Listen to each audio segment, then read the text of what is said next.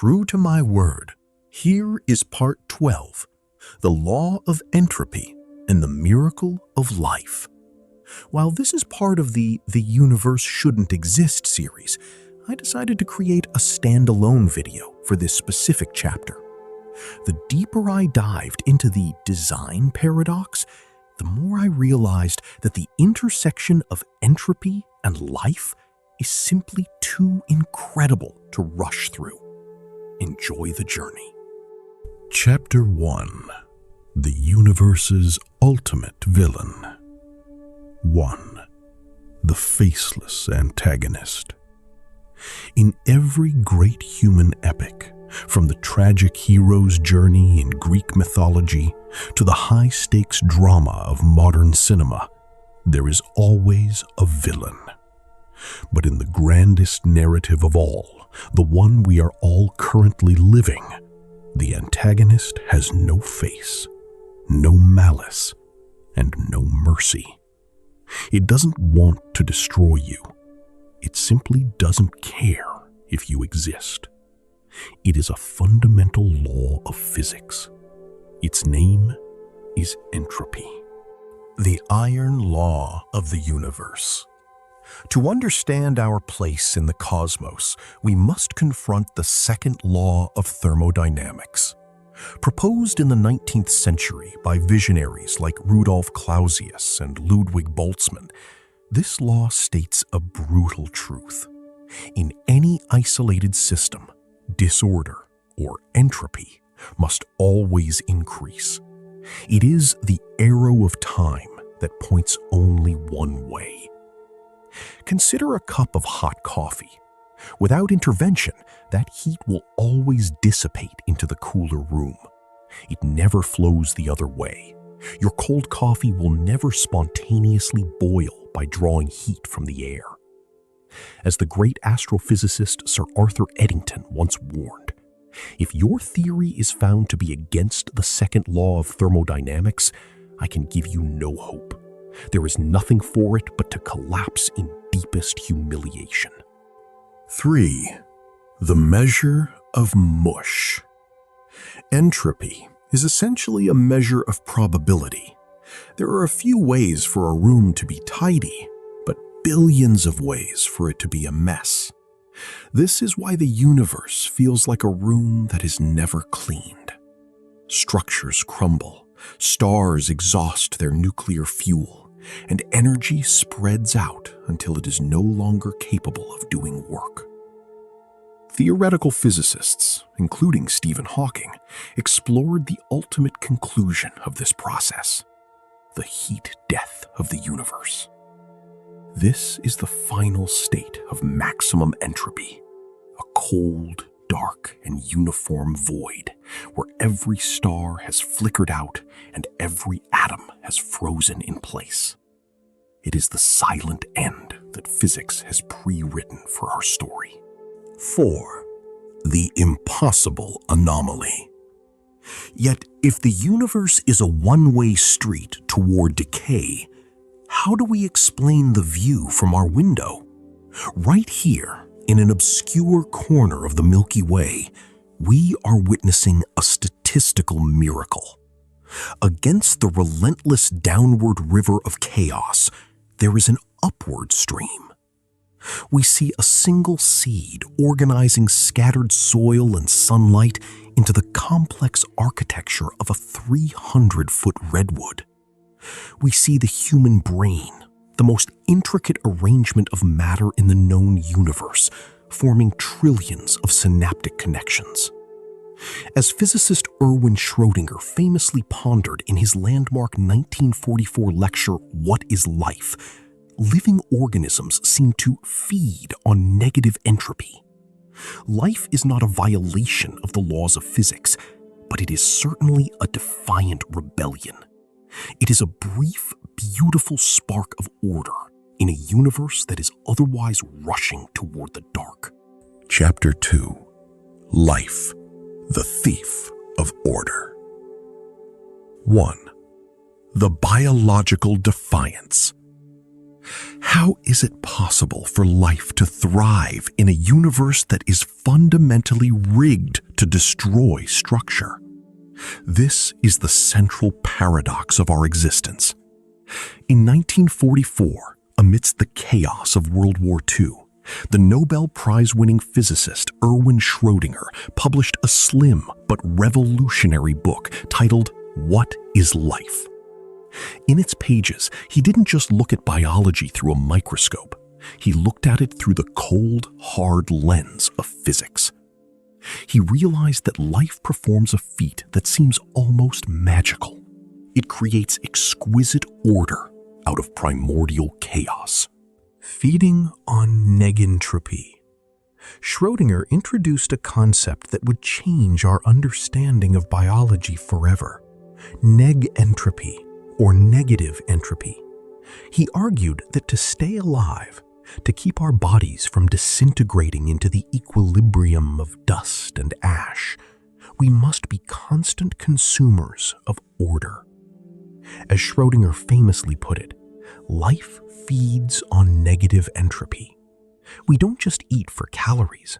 We eat to kidnap organized molecular structures from the world around us. When a plant captures a photon via photosynthesis, or when you consume a meal, you are engaging in a high-stakes transaction. You are extracting the orderliness of complex molecules and using it to repair your own fraying DNA and maintain the electrical gradients in your brain. 3. The accountant of chaos.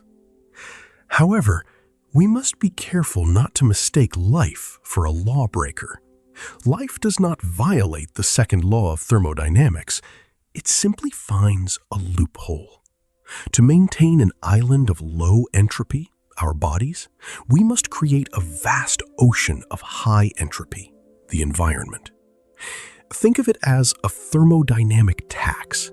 For every bit of order created inside a cell, a greater amount of disorder in the form of heat and waste must be exported to the outside world. This is the Prigogine principle, named after Nobel laureate Ilya Prigogine, who described life as a dissipative structure. Like a whirlpool in a river, we are stable patterns that exist only because energy is constantly flowing through us and being degraded into heat. We are like meticulous housekeepers who keep the living room spotless by throwing all the rubbish into the backyard. The universe gets messier, but for a brief, flickering moment, life remains a masterpiece of organization. 4. Information as the shield. Life is more than just matter. It is a relentless flow of information. At the heart of every cell lies the DNA molecule, a digital code that has been running for 3.8 billion years. This code is the instruction manual for the factory of the cell. Molecular biologists like James Watson and Francis Crick showed us that life's true genius lies in its ability to replicate information with near-perfect fidelity. Every second, millions of chemical reactions occur within you with a precision that would put any human-made assembly line to shame. You are a biological fortress, standing tall and defiant, fighting a minute-by-minute battle against the natural tendency of all things to fall apart. In this tiny pocket of space-time, order has not just survived, it has flourished. Chapter 3. The Paradox of the Beginning. 1. The Mystery of the Ruin. If we accept that the universe is a one-way street from order to chaos, we are forced to confront a haunting question. Where did the original order come from? If you walk through a forest and see a pile of scattered bricks, you aren't surprised. But if you see those same bricks stacked into a magnificent, soaring cathedral, you know, without a shadow of a doubt, that it had a highly sophisticated beginning. Logically, if the universe is winding down like a clock, someone or something must have wound it up. If the entropy of the universe is increasing today, it must have been lower yesterday, and lower still at the moment of the Big Bang. Sir Roger Penrose and the low entropy birth. This brings us to one of the most brilliant minds of our time, Sir Roger Penrose, a Nobel laureate and colleague of Stephen Hawking. Penrose realized that for our universe to produce galaxies, stars, and eventually us, the Big Bang couldn't have been a messy explosion. Standard physics suggests that a high-pressure, high-temperature beginning should be chaotic, a state of high entropy. But the evidence from the cosmic microwave background, the afterglow of the Big Bang, shows a universe that was incredibly smooth and uniform. To a physicist, this uniformity in the face of massive gravity represents an extreme state of low entropy. Penrose proposed the Weyl curvature hypothesis, suggesting that the very shape of space-time at the beginning was restricted with surgical precision. 3. A number beyond comprehension. To quantify this precision, Penrose performed a calculation that remains perhaps the most shocking figure in the history of science. He asked, what are the odds of our universe starting in such a highly ordered state purely by accident? The answer he reached was 1 in 10 to 10 to the 123rd. Let's try to grasp that. This is not 1 followed by 123 zeros. It is a double exponential.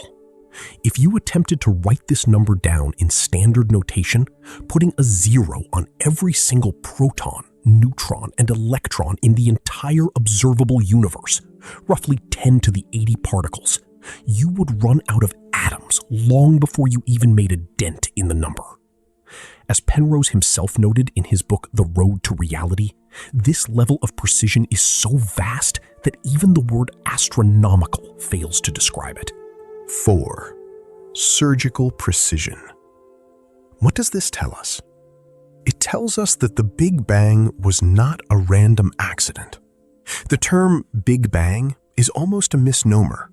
It suggests a chaotic blast, but the math points to an event of surgical precision.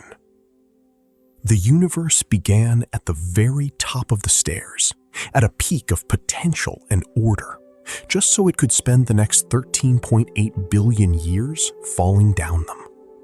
We and everything we see are living off the inheritance of that initial order.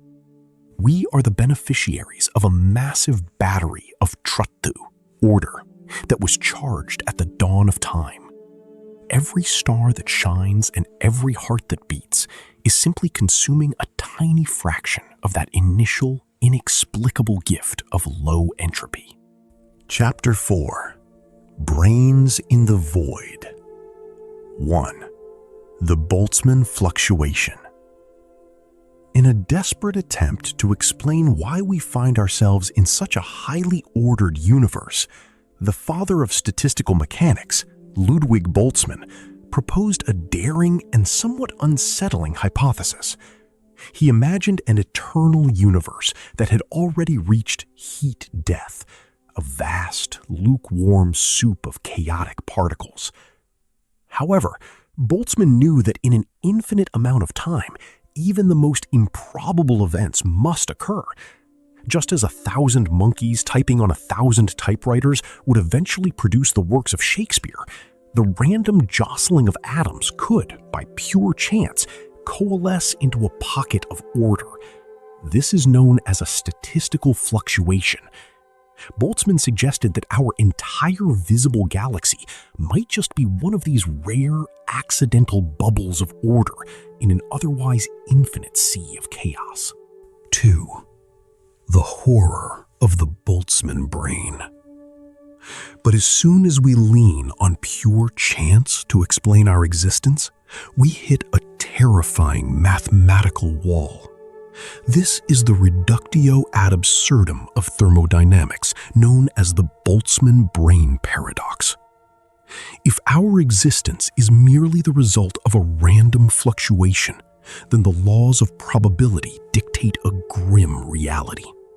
It is exponentially more likely for the universe to fluctuate just enough to create a single lonely brain, complete with false memories of a life, a family, and a world, than it is to create a massive 93 billion light-year-wide universe containing billions of galaxies.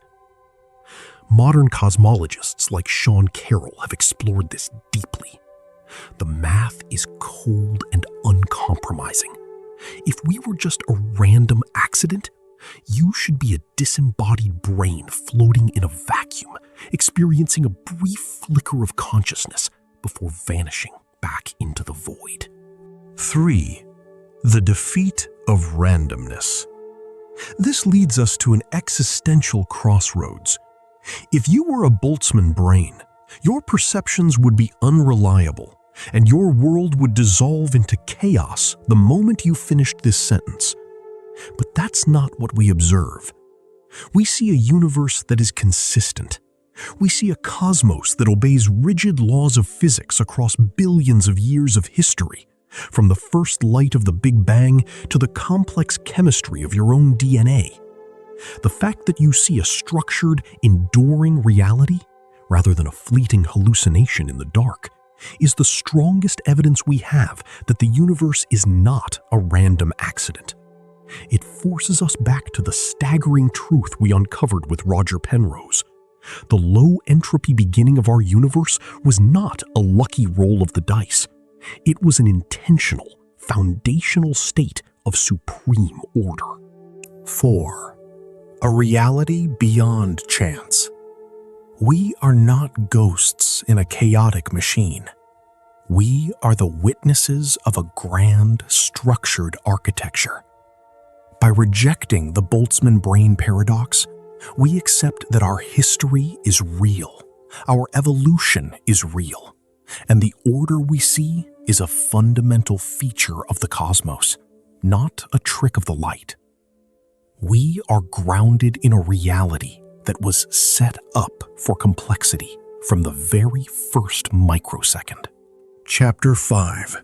Meaning amidst the chaos. 1. The finite horizon. Where do we stand in this vast, unfolding drama? We must be honest. Entropy is an inevitable destiny. According to the Big Freeze theory, the stars will eventually exhaust their nuclear fires, galaxies will drift into the lonely dark, and space-time itself will become a cold, silent void. As the physicist Brian Cox once remarked, we live in a brief, bright flash between two infinities of darkness. But instead of despairing at this eventual dissolution, we should find ourselves in a state of profound awe. 2. The statistical miracle. Life is a statistical miracle. We are a part of the universe that has organized itself so exquisitely that it can now look back and contemplate its own origin. In a cosmos that is relentlessly cooling down, every human breath, every complex thought, and every spark of emotion acts as a defiant hearth, a warm fire burning against the absolute zero of the void. We are what the astronomer Carl Sagan famously called a way for the cosmos to know itself. We are not merely passive observers. We are the vanguard of order in a desert of chaos. 3. Defying the current. We are upstream creatures.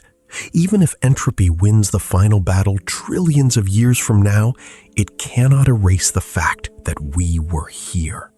The fact that we existed, that we loved, and that we unlocked the very laws of the villain seeking to destroy us. That is the ultimate victory. We are not just star stuff, as Sagan said. We are star stuff that learned how to arrange itself to challenge the encroaching night. our existence is the universe's most beautiful rebellion. Before we conclude today's journey, I would like to address a comment I recently received. Deepfake, you mean? I want to be open with you all. Currently, due to health challenges, I am unable to use my natural voice for narration. To continue sharing these stories with you, I use high-quality speech synthesis technology to give voice to my scripts. While the voice is generated, the soul of this content is human. Every script is meticulously researched using credible scientific sources, drawing from my years of study and deep discussions with experts in the field. The visual journey you see is a blend of breathtaking imagery from NASA, ESA, ESO, and JAXA, combined with my own creative work using AI and video software. I create this content because, like life itself, I believe in building something meaningful amidst the noise. If you found value in this exploration of our universe, please support the channel. A like, a share, or a subscription to Nuclick Studio means the world to me and helps this small island of order continue to grow. Thank you for being part of this journey. Until next time, keep looking at the stars.